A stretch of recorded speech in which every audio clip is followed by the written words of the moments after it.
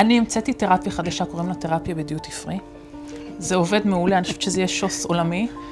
איך שנכנסים לשם מרגישים כבר שהכל עבר. ואני חיה חיים מאוד טובים. אני מירב, אני בת 40. אני גרה בנס ציונה, יש לי 2 ילדים, יותם בן 10.5 ותמר בת 7. יש לי כלבה שאימצתי לא מזמן, לברדורית מהממת. ואני חולה בסרטן מגיל 34, סרטן שד. והיה לי 2 של שקט, ואחר כך חזרו גרורות בכבד ובעצמות. ואני כבר 3 שנים מטופלת. אני חיה מצוין, אני עובדת משרה חלקית שכל אחד פה היה שמח להתחלף איתי, אני משערת עם שעות העבודה שלי. אני נוסעת, אני מטיילת, אני עושה דברים שתמיד רציתי לעשות. אני לומדת, נוסעת הרבה לחו"ל, עינת מעידה. מעוררת קנאה. חברים צוחקים עליי שאני כמו פרסומת לסרטן. אז לא, עדיף שלא, אבל אם כבר כן, אז תעשו את זה כמו שצריך, תחיו טוב. כל החיים רציתי כלבה, תמיד רציתי, ההורים שלי אף פעם לא הרשו, ועכשיו לא דוחים יותר חלומות, עושים כל מה שרוצים, וזה אושר גדול. אני קוראת לה דוקטור גולדי, היא סוג של רופאה בפני עצמה מבחינתי. כל הדברים שאמרתי, יום אחד בפנסיה אני אעשה, כשיהיה זמן, כשיהיה כסף, הכל עכשיו. אין יום אחד. אני חושבת שזה נכון גם לכל אחד לעשות את זה, אני לא חושבת שזה רק למישהו שהוא... כן, לא צריך לקבל סרטן בשביל זה. כן, חבל לעבור דרך הדיטור הזה של סרטן. תעשו מה שאתם אוהבים, אל תדחו. אני עינת, נשואה, יש לי 3 ילדים, אסף, שהוא בן 29, כרמל שהיא בת 26, ודורון שהיא המתנה שלנו, היא בת 16 אוטוטו, ואני חולה בסרטן שד גרורתי. תמיד יש לנו את האמירה הזאת שסרטן שווה מוות, זהו. זה ברגע ששומעים את המילה הזו, כל הסביבה ואנחנו, וזה התסריטים, בטח כשזה גרורתי. והיא אמרה לי, תשמעי, סרטן שד גרורתי, היום זה כמו כל מחלה כרונית אחרת, כמו סכרת. תמיד תהיה, זה לא משהו שמחלימים ממנו, אבל זה משהו שאפשר לחיות איתו היטב, זה משהו שאפשר להמשיך אותו את כל החיים, זה משהו שמגיעים לשלב של איזון שבו הגוף והתרופות מביאים את זה למקום שבו זה נמצא שם, אבל זה לא פעיל, וזה בעצם גם המצב שלי היום, 3.5 שנים אחרי. טפו, בדיוק אתמול הגיעו התוצאות של ה-PET-CT, והכל עדיין רדום וישן, כמו ששלך. אנחנו אוהבים אותו ישן לגמרי. אני עובדת במרכז שעוסק בתחום של תעסוקה למגזר הכפרי. אני יועצת תעסוקתית, יושבת כל היום ואומרת לאחרים מה לעשות, תענוג גדול. באמת, אני חושבת שהגעתי לנוסחה האידיאלית.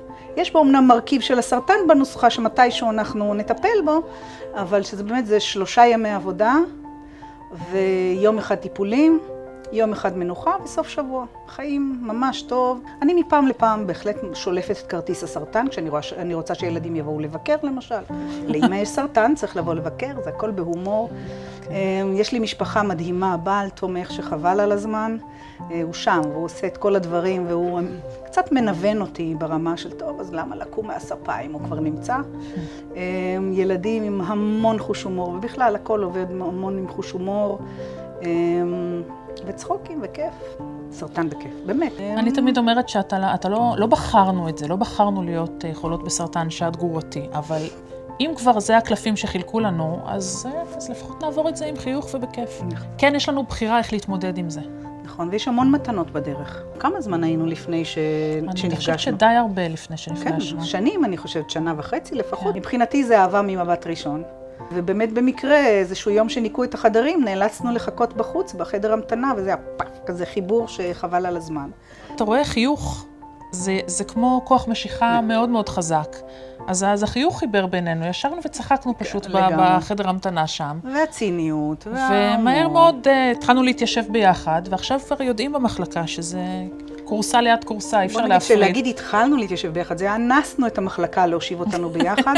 יכול להיות שיש כאלה שמתחרטים על זה עד לרגע זה, כי אנחנו עושות שם מהומה וצחוקים ומשנות את האווירה במקום. אנחנו מקבלות המון פידבקים חיוביים, כי כיף לבוא ולדבר איתנו, ואנחנו שם לא סביב הסרטן, אלא סביב דברים שהם ענייני דיומה ודברים שמצחיקים. מה שטוב בזה זה שרוב התוכניות שאנחנו עושים הם די מכוח האינרציה בחיים, אני חושבת. זו הזדמנות כזאת לעצור ולחשוב מה אני עושה, מה אני באמת רוצה, מה טוב לי. מה הדברים שעושים לי טוב? מי האנשים שעושים לי טוב? למישהי שקיבלה עכשיו את הבשורה לגבי סרטן שד גרורתי במיוחד, קודם כל להבין ולדעת שכל אחת זה סיפור אחר. ללכת ולדעת שהיא כותבת את הסיפור תוך כדי הליכה. להרים את הראש. לא קרה שום דבר, נכון, זה מרגיש כאילו השמיים נפלו והעולם מתרסק וזה נורא קשה. באמת זה, אין לך אוויר בימים הראשונים, אבל לא, להגיד לה שהיא לא עשתה שום דבר על אף אחד. היא לא הביאה את זה על עצמה. דברים מחורבנים קורים לאנשים טובים כל הזמן, באמת. זה אולי סוג של ברמה הפילוסופית, אבל זה כל כך נכון. לבחור תמיד את נקודת המבט החיובית, המחייכת, לאתר את ההזדמנויות, ויש מלא הזדמנויות, זה בסדר להרגיש רע ולשכב ולא לרצות לזוז, אבל צריך למצוא אחר כך את הכוח לקום וללכת ולהמשיך. המתנות אין שם, צריך לזהות אותם, צריך לראות אותם, צריך להתחבר אליהם, צריך לתת להם מקום. לדעתי מה שאנחנו עוברות זה 10% ביולוגיה ו-90% פילוסופיה. באמת, זה כל כך תלוי במצב הנפשי שלך ובאיך את תופסת את זה ומה את עושה עם זה. אז לא פלא שבחרתי ללכת ללמוד גם פילוסופיה. אני חושבת שזה מסוג המחלות, סרטן בכלל וסרטן שד גרורתי בפרט, שאסור לך להוריד את הראש. אני חושבת שגם בזה זה סוג של בחירה, גם של סגנון אישיותי וגם סוג של בחירה. מה עושה לי טוב? ללכת לחפור באינטרנט מה זה אומר ולאן זה יביא אותי, ממש לא מעניין אותי. זה לא אני, זה לא בשבילי, זה גם לא הסיפור שלי. אני כותבת את הסיפור שלי באיפה שאני יכולה. אני חולת שליטה באופן כללי בחיים, אז גם הסרטן נכנס לאותה קטגוריה שאיפה שהשליטה, שם היא תהיה השליטה. וגם להתעסק עם כמה זמן עוד יש לי, כמה שיהיה, את זה אני לוקחת. מי יודע כמה זמן עוד יש לו? בדיוק. אף אחד פה לא יודע כמה זמן עוד יש לו. האמת היא שאנחנו פה פשוט מחכות עד שימציאו את התרופה שתרפא את הסרטן שלנו לגמרי, וזה בפתח. ועוד דבר חשוב מאוד, תאהבו את עצמכם. תאהבו את עצמכם, תלמדו לאהוב את עצמכם. לתת לעצמכם את מה שאתם צריכות ומה שאתם רוצות. בא לכם, תעשו. ואם לא, אז תמצאו מישהי שתאהב אתכם.